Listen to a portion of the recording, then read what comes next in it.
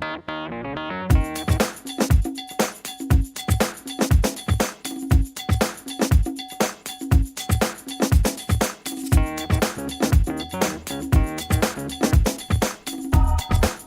Koen here from Legal Aid. I know that as personal advocates, you see a lot of cases come, offered to you that are about foreclosures. I know Ron has worked on several of those. And we're seeing more and more mortgage issues too. It's sort of alarming. So this is really a good time to have David here and see what Legal Aid does. What would they need to know if it was a case? So I'm hoping this will be really informative. Do you want questions as you go, David, or wait till the end? Yeah, unless you want to hear me drone on for 45 minutes, but my monologue skills are not that good, so yes, it would be great if, you have questions, fire away. Thank you for being here. Yeah, no problem. Okay, well, let's see, so, and someone is going to advance the slides. Okay, great, so there's my information up there, and I also brought some cards, although I'm not sure that there is enough for everyone, but so you don't get a card and you want my contact information, there it is. Legal Aid should also be pretty easy to find online, so you can also get a hold of me that way. So just, just waiting for the slide. okay. You ready? Sorry. Sure. Okay, so just a couple of basic disclaimers. This is not legal advice here. Legal advice starts when I or another attorney have a client and we've entered into a dynamic where we're giving advice based on their specific issues, where we have done some investigation and got some specific information. The law is not one size fits all. Sometimes you may have gotten clients yourselves who say, well, my neighbor got this or that, or this happened, this or that happened to my neighbor. So why am I not getting the same treatment? And a lot, invariably, it depends on the facts of the case.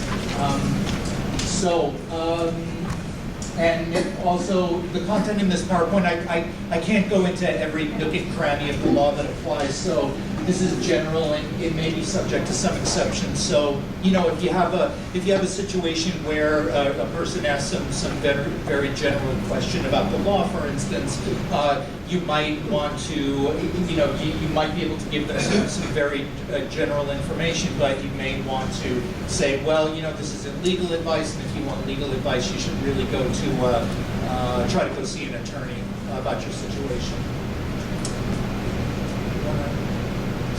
Okay, so I am working right now with a program called Legal Aid Foreclosure Help, and this program has attorneys in 5 different places in Oregon, and we provide legal assistance to low-income homeowners who are facing, homeowners and tenants actually, who are facing foreclosure. And that can be anything from someone who maybe is current on their mortgage payments and they are looking down the road at a time when they might start having difficulties with making the payments, and that's like the person from Choice said, the earlier you start addressing a problem, the more options that a person generally probably has for resolving the problem.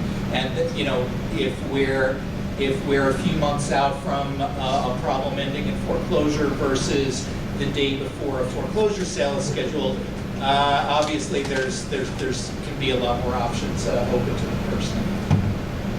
On the income restrictions, quick question. I know people who are like 70 or older or something can get services without an income restriction. Is that true? Yeah. We have some limited funding for people who are, I believe who are living in a household where a member is 60 or older, and where that person who's 60 or older, their rights would be affected by some legal thing that's happening. But I'm not sure where that funding is right now. So I think the best thing is just to, if you have an over-income client, the best thing to do may be just to call our office and see if that's something that we can provide them with. Yeah. Okay, so, oh, yeah. Yeah, okay, so in the Legal Aid Foreclosure Help Program, we provide people, the attorneys who work for the different legal services programs provide assistance to people who are at or below 200% of the federal poverty guidelines. And if you have a person who's come to you for assistance, and that person is between 201 and 400% of the federal poverty guidelines, we have a team of pro bono attorneys who can provide them with really it's pretty limited pro bono assistance, but I still think it's worth referring those people, because we can at least see if we can point them on the right road to trying to solve their problems. Now, for general legal aid clients, we mentioned the exception for people who are 60 and older, but generally we are only going to be able to serve people not under the Legal Aid Foreclosure Help Program who are 125% of the federal poverty guidelines are under. So yeah, that's an important distinction. And if you're not sure, there won't be a quiz on who qualifies and who doesn't at the end of this. So if you have a question, please feel free to call up and clarify. Okay. All right, and there you see the intake hotline. We have a local and toll-free number for people to call, and we have staff who are answering the phones or for whom you can leave messages weekdays between 9 and 12 and 1 and 4:30. And if you have, we have people who speak English and Spanish, and so if you have a Spanish-speaking person who you're helping, that person can call up and get services directly in Spanish. I also speak Spanish, so I can, I may be well placed to help Spanish-speaking homeowners. Do you have interpreters for other languages too? That's a good point. We do have interpreters, and so we should be able, if someone calls in whatever language,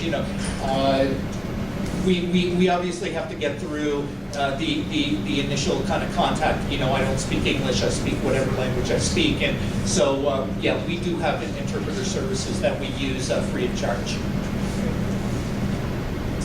Okay, so there's a little bit of good news and bad news concerning Oregon's foreclosure crisis, and the good news is that things seem to be on the upswing generally. We have the fourth highest improvement among the states in delinquency rates on mortgages from February to August of last year.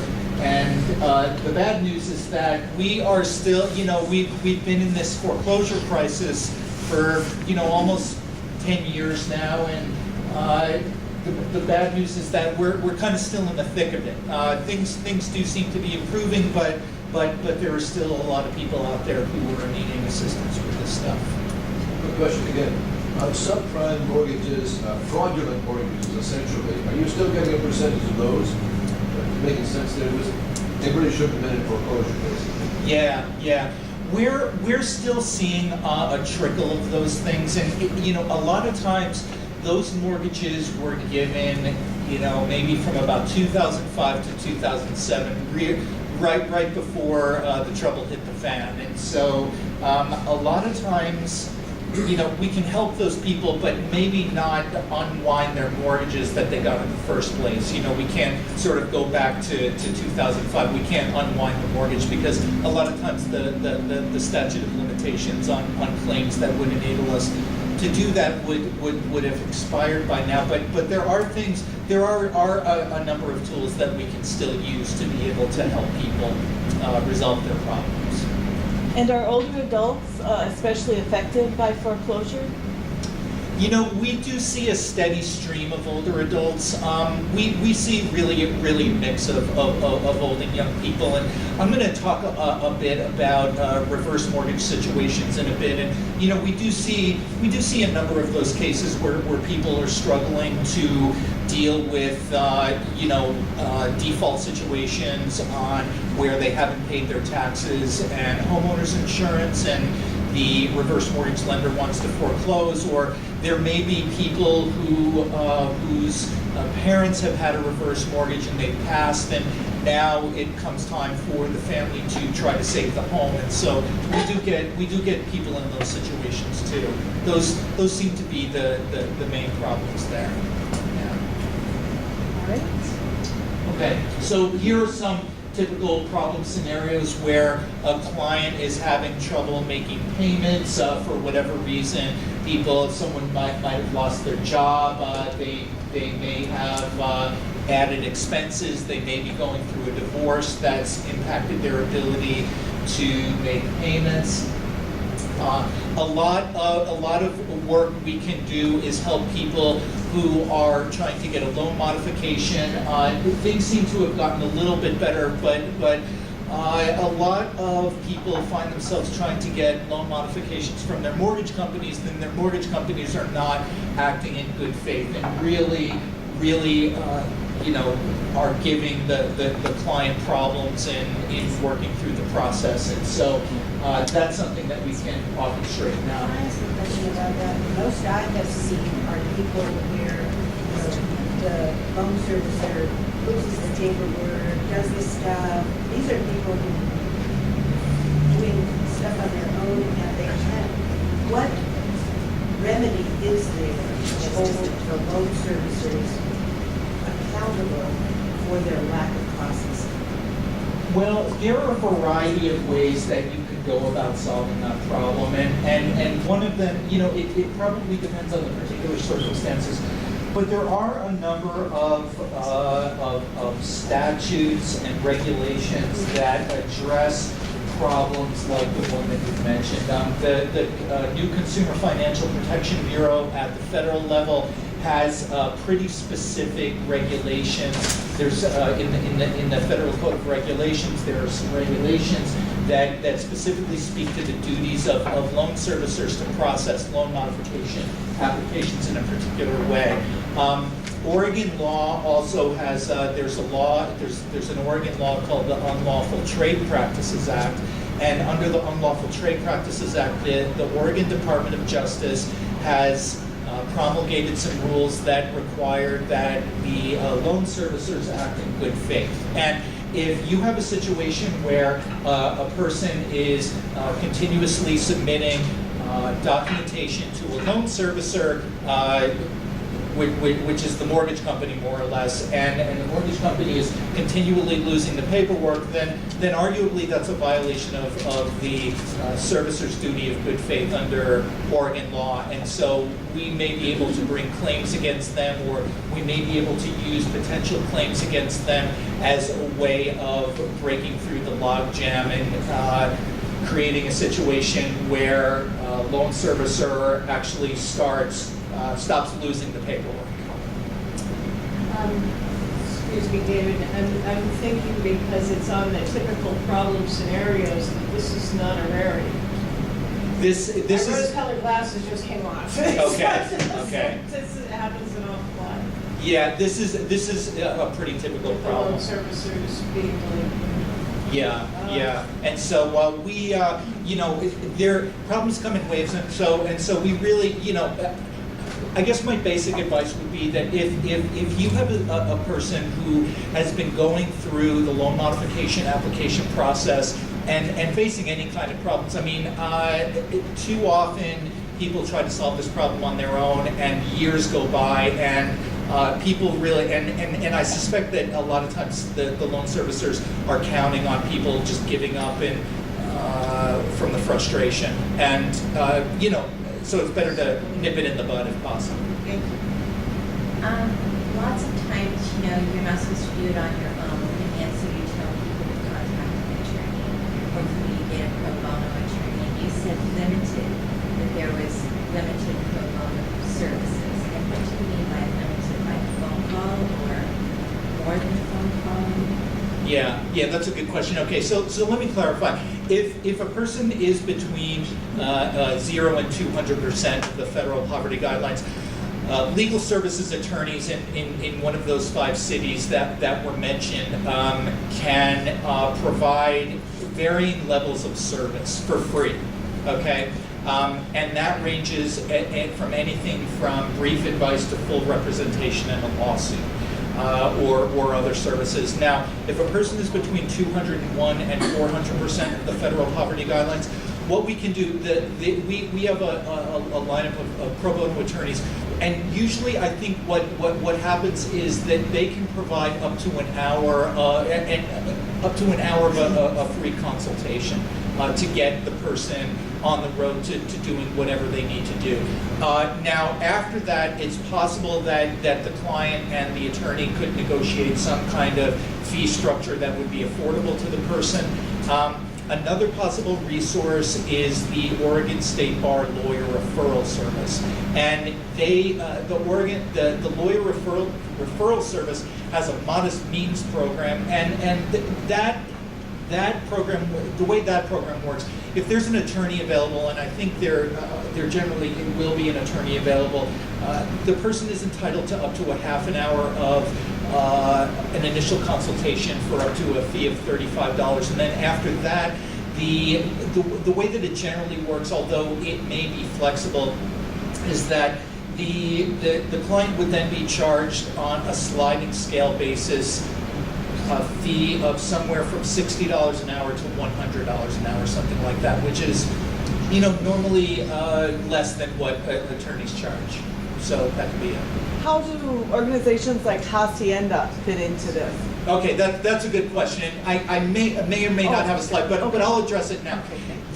There is a network of HUD-approved free housing counselors, and they can help people navigate the loan modification process. So if a person is just starting out and having a problem and think that they want to try to modify their loan, I think it would be a good idea for the person to start out with going to one of these HUD-approved nonprofit free housing counseling agencies and working with a housing counselor to submit a loan modification application to the servicer. Attorneys can help with that, but these housing counselors are uniquely qualified to do that part of the process. Now I could do that for someone, but we have a lot of people calling us. We can't serve everyone, and so where I think we really come into play is when the person has tried their hand at modifying the loan and has run into some kind of problem, and then I don't mind stepping in there and seeing what's happening, the problems, and seeing if we can break through the logjam and put some pressure on the servicer to act according to the law. David, could you reflect what this percentages mean? Could you state that in numbers? How many dollars is 200% or under 200% or whatever it is? That's a good question. I'll just, it depends on the I know. Okay, yeah. Sue? I just looked it up. Oh, One person is $11,700. Okay, per, Federal poverty. That's 100%. yeah, Yeah. So it'd be twice that. yeah. It's pretty darn low. Yeah. And for people, just not to complicate things too much, but sometimes if a person is between 125% and 200% of the federal poverty guidelines, I'm just talking about general legal aid services of Oregon cases, not foreclosure help cases, we may be able to spend them down using various expenses to get them below the 125% level, okay? What are the reasons that people apply for loan modification? I assume it has to do with money, but and what are the chances that they are granted? That they are what? Granted. Yeah. It all depends on it depends on a lot of factors, but typically what happens, I'll just give a real sort of general overview. Typically what happens is, I'll give an example, okay? Let's say that a person had an income of $5,000 a month, had a job, $5,000 a month, and let's say that the person had a mortgage of, let's just say $2,000 a month, right? And let's say now that the person has lost their job and gotten a new job where they're making only $4,000 a month. So now 50% of their income is devoted to their mortgage payments, and they have found that they cannot make this work. It's unaffordable for them. What often happens in these situations is that the person can apply for a loan modification, and the lender will look at what constitutes 31% of the person's gross monthly income. So 31% now of $4,000 is what? Who has a calculator? 1,300. Okay. So the loan servicer might look at the person's now gross monthly income $4,000 and will set the new mortgage payment at $1,300 a month, including taxes and insurance. So that's an outcome that can happen, for instance. Now, if a person has lost their job and they have no income, typically that person will not qualify for a loan modification, for instance. Okay, so typically it's when the person has enough income to put them, you know, maybe within a few $100s of their old mortgage payment. That's a real general rule of thumb. So then what, if it is modified, what happens to the balance? If they extend the period, or?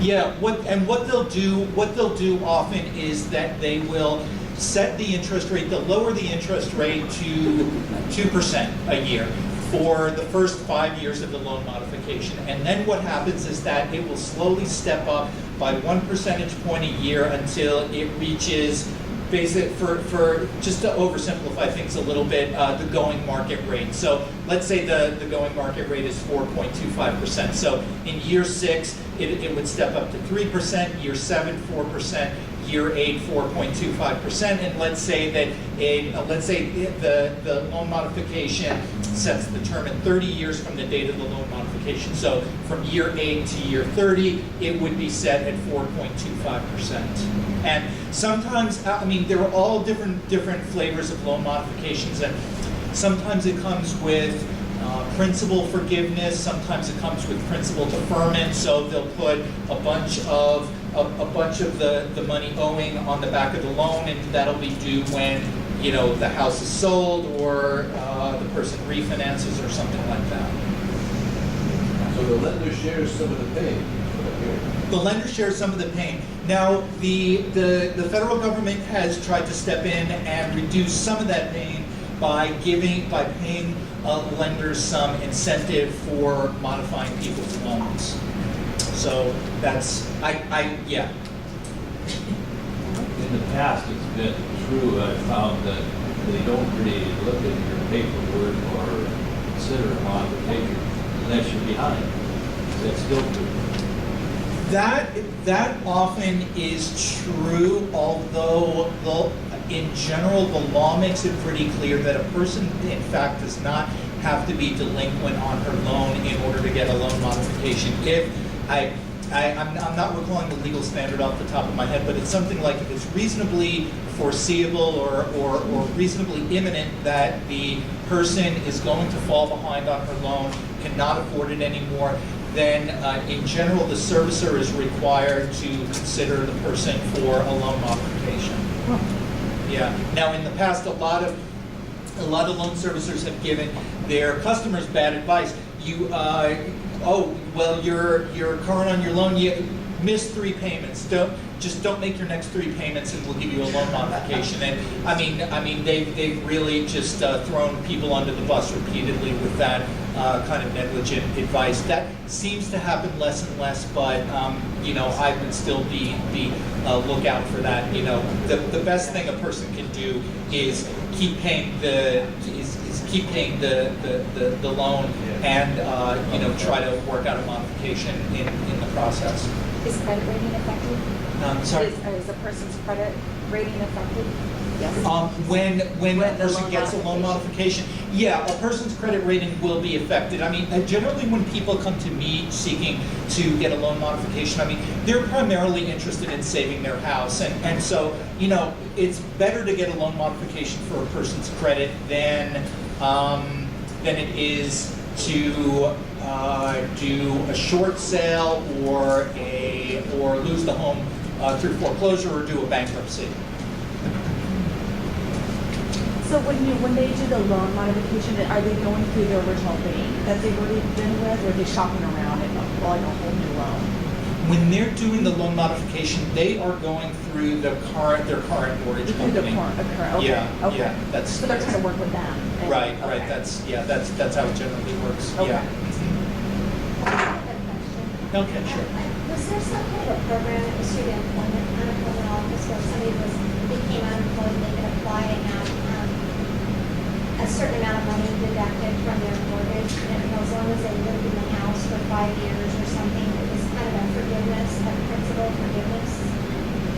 Can you repeat the question? Yeah. I think that was. Yeah, I think the question is whether there was a program through the Oregon Employment Department, the Unemployment Department, to give people, I'm sorry, did you say? A principal forgiveness? or Principal something? forgiveness for 5 years? Or something off of their Yeah. house? There were many millions of dollars given to the state of Oregon as part of by the federal government as part of the hardest hit program, and this was to help people. In many situations, people could qualify to get their mortgage payments made for them through this fund, but I believe that program is over with now. It expired. Yeah, right. All right. All right. So you want to? Then we're good? All right. Okay. So again, being proactive is a great idea, and I think the time becomes when it's reasonably likely that a homeowner may not be able to make the next home payment when the person is actually still current on the loan, because that's the time when, in general, the most options are open for the person, and the person has a good long window to solve their problems rather than squeezing all the pain and the scuffling into a week or a month or a day or something like that. All right. All right, so I'll just talk a little bit about the way that the foreclosure process in Oregon usually works. Generally, subject to some exceptions, and some lenders are exempt from this, but I think in about 85 to 90% of mortgages, lenders need to participate in this program. So before the lender begins an official foreclosure proceeding, the lender is required to offer the homeowner an opportunity to participate in a mediation-like process to try to resolve the problem.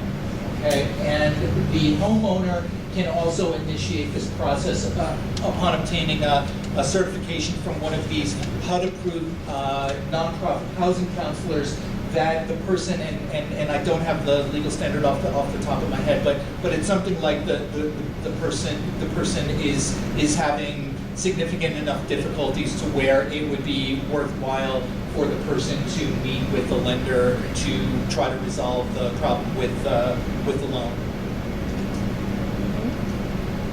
Okay, so in Oregon, it used to be, this has always been true, and this goes back 100 or more, well, at least 50 years. In Oregon, foreclosures, going back a little more than 50 years, could be done judicially or non-judicially, and with a judicial foreclosure, the lender sues the homeowner just like with any garden variety lawsuit. In a non-judicial foreclosure, the bank does not have to go to the court to foreclose. It's done privately, subject to a bunch of state laws, and there's a person or a company called a trustee that runs the foreclosure process. And when we're talking about a non-judicial foreclosure process, we're talking about from start to end, we're talking about maybe somewhere between 5 and 8 months, something like that, of judicial foreclosures usually start and end in about a year. What is the reality of that? Like, what is the ratio, or what is the percentage of judicial versus the percentage of non-judicial foreclosures? In other words, what is usual and customary in the trade? What should someone who's threatened with foreclosure or are in this zone, he's saying, well, they will probably take this route instead of this route. Yeah, okay, well, that's a good question. Before a few, from about 1959, when Oregon first started doing non-judicial foreclosures until a few years ago, foreclosures, probably upwards of 95% or so of foreclosures were done non-judicially. It's much cheaper, much speedier, expedient from the lender's point of view. But there were some significant lawsuits, and as a result, the huge I don't know what the right metaphor, the huge battleship that is the lending industry kind of slowly turned around and started doing judicial foreclosures almost exclusively, and now it's sort of going back toward non-judicial foreclosures a little bit. And as far as I can tell, about 2/3 of all foreclosures are done judicially these days. That can change, and so it's really hard to predict whether if a person is going to be facing foreclosure, whether that's going to be done judicially or not judicially. I'm not sure that there's much rhyme or reason that I can see anyway. What are their reasons to pick one over the other? Well, let's see. I can only sort of speculate on what I've sort of heard through the grapevine, but my understanding is that it's generally cheaper for a lender to go through a foreclosure non-judicially, although I think some lenders have taken the position that they want to do things judicially because they feel that it is easier in a lot of circumstances to obtain clean title after a judicial foreclosure than a non-judicial foreclosure. I think lenders are still a little bit worried about problems with title issues when there is a non-judicial foreclosure. So the borrower has no say in which comes about in their circumstance. The borrower generally has no say, that's right. Now, I suppose if, theoretically, if you were shopping for a mortgage loan, you can say, I only want a mortgage bank that gives you the right to do judicial foreclosures. Now, good luck, is all I can say. Okay, maybe you have some awesome bargaining ability. Maybe there are these kinds of things, but yeah, in general, the bank is not going to give you a loan without the authority to do either. At the time they start the foreclosure, is the borrower advised which one they're going to be dealing with? The borrower will know which one she's going to be facing. It'll become reasonably clear. In a judicial foreclosure, the person will be served with a summons and complaint, a court complaint. In a non-judicial foreclosure, the person will be served with a trustee's notice of sale. So that's how a person will know. Yeah. But if you thought that, I was going to say, it's not quite the same, but is it like the difference between legal proceedings and an arbitration? Is this trustee kind of playing that arbitrator role is it kind of the same thing, just a different term in a way? Yeah, there's kind of no opportunity once the foreclosure process starts to meet with anyone. Now, sometimes if a person gets a trustee's notice of sale, the person can try to avoid a trustee's sale of her home by, for instance, getting a loan modification, or there may be the opportunity, for instance, to sell the home before a foreclosure sale occurs. A lot of times what I see is when, and it's a shame, a client will come to me and have no income, no real possibility of trying to save a home, but the person has this thing in the back of their mind that a miracle will drop down from the sky and enable the person to stay in their home, and it's a particular shame when the person has a lot of equity in the home because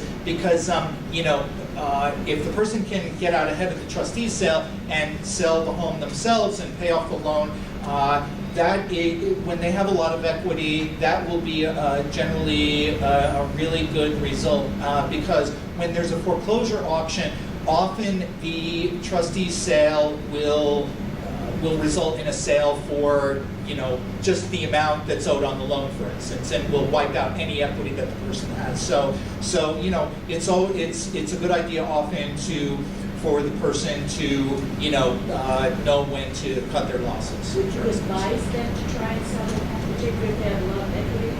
If they have a lot of equity and they don't have a reasonable hope of selling the home, then that is often a good piece of advice. And they're legally entitled to do that even though the foreclosure is started? That's correct. That's correct. Now, under Oregon law, the statute that controls this process says that as long as the person pays off the lender, and my interpretation is 6 days before the sale, then they're good to go. They sell the property, they get their money, and they go on their way, and there's no foreclosure sale. Now, let's see, what did I want to say about that? Sorry, it'll come back to me, but May I add just one thing? yeah, sure. Because of taxes, and we're talking about it, one of the things that happens is if the lender sells it and sells it for less than the amount of the loan, the person who has been foreclosed upon has a forgiveness of debt. And I just want to point out that for taxes, that amount of money, which is the difference between what the lender sold it for and the amount that was actually owed, it was into the income of the person who had owned it and lost it, and it makes a huge difference in their tax code count. There was a forgiveness of that under sale of a main home issue that may not be here anymore, and maybe. So be really careful because it has implications far and beyond the sale itself.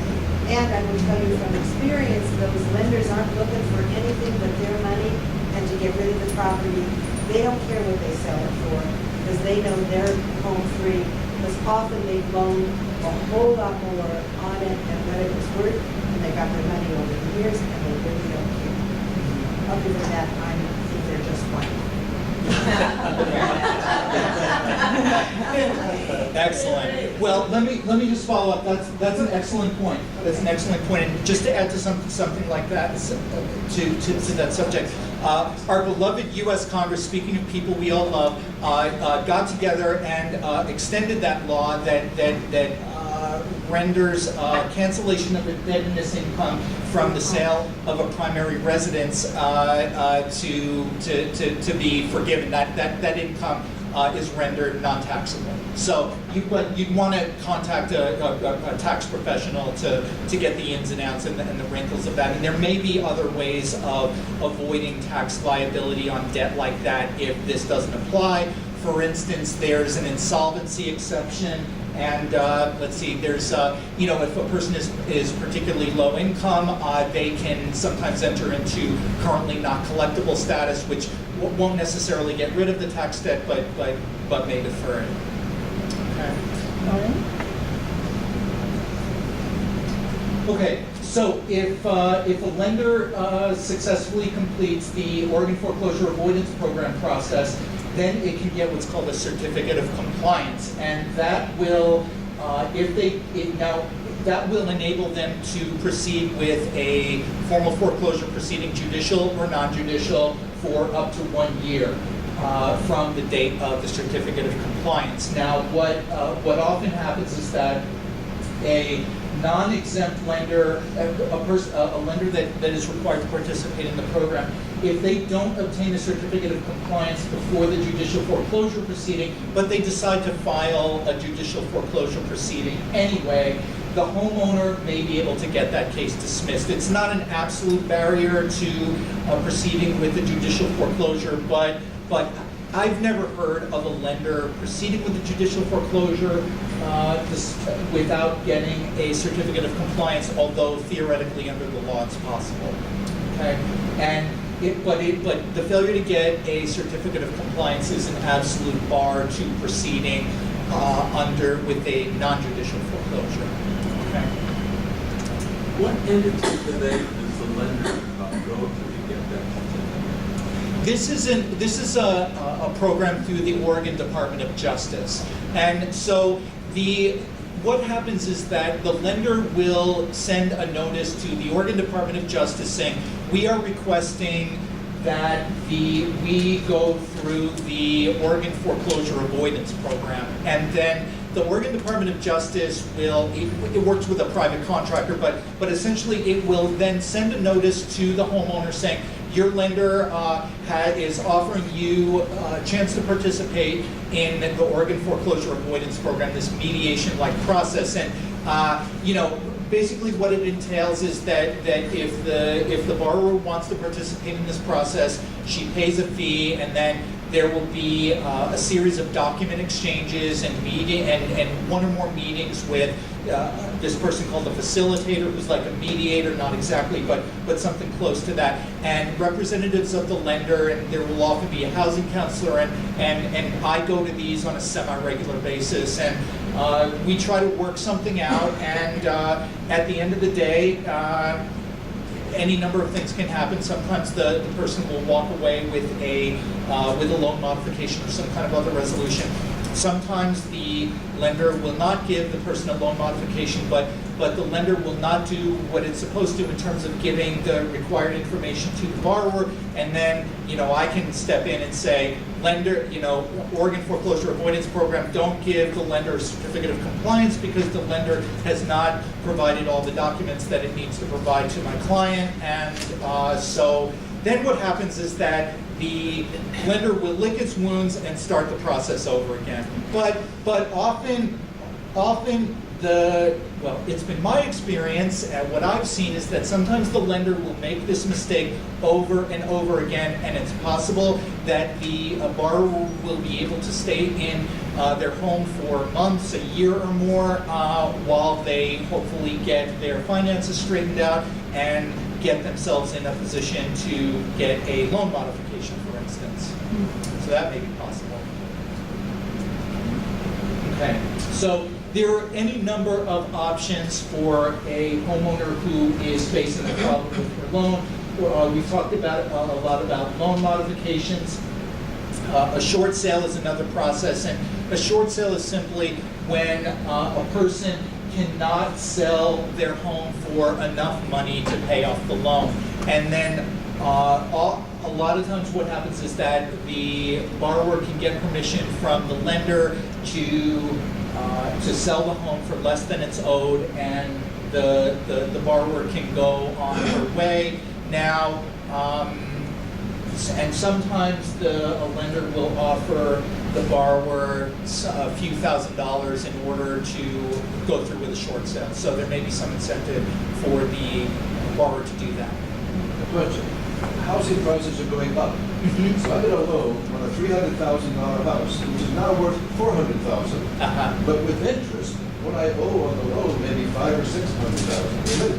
Yeah. The short sale, this is the value of the principal or the total amount of the loan that makes it a short sale. Does that make sense there? Yeah. It's any amount that can't be paid off through a sale of the home. So it's anything above and beyond that. When even once, if you owe $100,000 and all you can come up with is $99,000, it's considered a short sale. Yeah. Okay, so another possibility sometimes that I've been able to help people with, and that's an option for people, is a reverse mortgage. They can't afford, they're having problems with making payments on their loan, but they may have enough equity to pay off that loan that they're struggling with through a reverse mortgage, and that may be an option for people, for people who are 62 and older. Bankruptcy is often an option for people to work out problems with their loans. There are different kinds of bankruptcies, and there's a kind of bankruptcy called a Chapter 13 bankruptcy, in which the person files the bankruptcy and catches up on the missed payments over a 3 to 5 year period, and that may be a way for the person to stay in their home. What's your opinion of a reverse mortgage? Well, if a reverse mortgage is done right, I think it is often a great option for people. The problem, there are many problems with reverse mortgages. I don't think I could even begin to list them all, but I've definitely encourage my clients to get a reverse mortgage, and when it's done right, that's the most effective way to go for some of my clients. It's in general, it's probably better if the person can keep their mortgage with affordable payments. That's probably better in general than a reverse mortgage. But for some people, that's just not going to be possible. And so, it's my experience is that people just want to keep their homes, and if that's what they want to do, then a good reverse mortgage is often the way to go. And a good reverse mortgage. Well, what I generally try to do is to encourage people to shop around. There's nothing wrong, with shopping around and seeing what kind of deals different lenders can give you with reverse mortgages. And I try to encourage people, do your due diligence, see if there have been complaints about the lenders with the Oregon Department of Justice, Better Business Bureau. Let's see, there's a nationwide database of mortgage brokers. You can look at that database to see if there are complaints. But I would hesitate to go to just one mortgage broker and be done with it. I would really want to shop around and get the best deal that you can. Are there large differences between reverse mortgage lenders? I mean, very large. Yeah. Well, I think I think it can be quite large, and I'm gonna just get into an example of a problem in a bit where the right mortgage broker, a good, honest mortgage broker who's honestly looking out for the best interests of the person, can really be important to have in your corner versus a mortgage broker who is just trying to maximize is trying to milk a senior for all she's worth. So. Yeah, well, that's why, I think that's why shopping around and getting advice, usually when people get the most common type of reverse mortgage is a home equity conversion mortgage that's guaranteed by the Federal Housing Administration, and that is usually the kind of reverse mortgage with the most protections. And as part of that process, a senior is required to go through counseling, and so they would really want to make sure that they're doing that counseling and shopping around and getting as much information as they possibly can. And I'm not sure, I think it's just about the same as any other consumer transaction. The more educated you are, the more you shop around, the more information you get, the more the better you'll usually be. I mean, there's no sort of magic bullet or fail-safe way to make sure that you're adequately protecting yourself, but except to do your due diligence, I think. When somebody comes to you, do you help them shop around, or do they have to do it on their own? Yeah, usually when I help people get reverse mortgages to solve their problems, what I usually do is I will give them 3 names of mortgage brokers or banks, and I tell them, go shop around, get good faith estimates from everyone and compare things, see who you feel comfortable working with, see who's going to give you the best deal, go online, see if there are complaints against these people, maybe get references, things like that. So do Elders in Action have specific personal advocates who are experienced in this, who've already done the legwork that we could, work with? Not finding reverse mortgages, no. Okay. No.